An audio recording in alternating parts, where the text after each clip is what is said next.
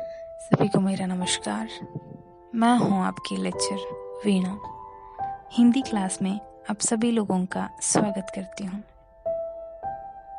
आज की क्लास में जिस विषय को पढ़ने के लिए हमने लिया है वह विषय है महादेवी वर्मा द्वारा लिखित अधिकार कविता। इस कविता को विस्तार रूप से जानने से पहले इस कविता का सारांश बताना चाहूंगी ताकि कविता को समझने में आप लोगों को आसानी हो। ज्यादातर महादेवी वर्मा जी निज जीवन में आने वाले दुखों के बारे में अपनी कविताओं में लिखती है और यह इस कविता के दौरान कह रही है कि जीवन में आने वाले दुखों को खुशी से स्वीकार करनी चाहिए। कहती है जीवन में अगर दुख ही ना हो तो उस जीवन का कोई अर्थ ही नहीं रहेगा। इस विषय को उन्होंने अलग अलग उदाहरणों द्वारा पाठकों को बताया है। वह कहती है जीवन के बारे में बादल, तारे और फूलों का उदाहरण देते हुए समझाया है कि फूल जिस प्रकार खिल के लोगों को आकर्षित करती है, खुशी देती है, बाद में मुरझाकर अपना आकर्षण खो देता है, वैसे ही आसमान में तारे टिमटिमाते हुए बहुत सुंदर दिखते हैं। जैसे ही बादल आ जाता है वे छुप जाते हैं। जैसे घने बादल बारिश की बूंदें बनकर जमीन पर गिरती है,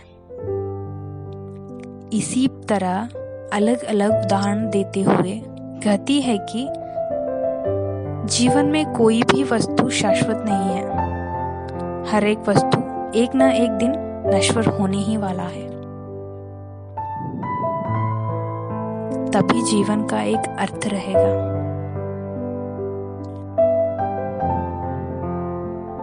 वे कहती है जीवन में सुख और दुख का अनुभव होना जरूरी है,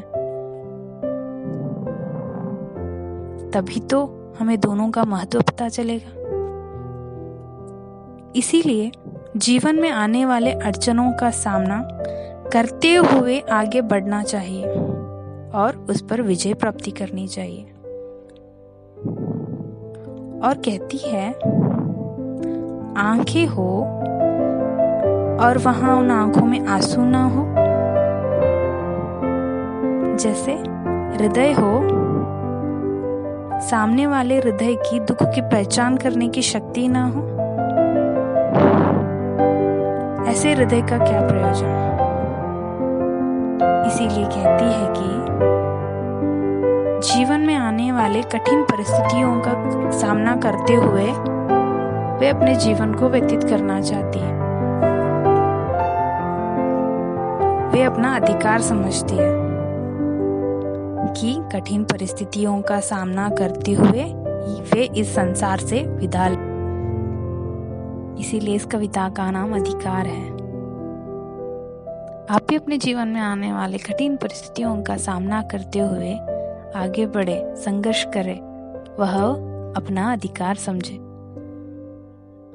इसी बात को अपनी कविता में महादेवी वर्मा जी ने समझाया है। आशा करती हूँ कि मेरा एक्सप्लेनेशन आप लोगों को समझ में आया होगा। कल से हम स्टैंजा बाय स्टैंजा इस कविता को पढ़ेंगे। धन्यवाद।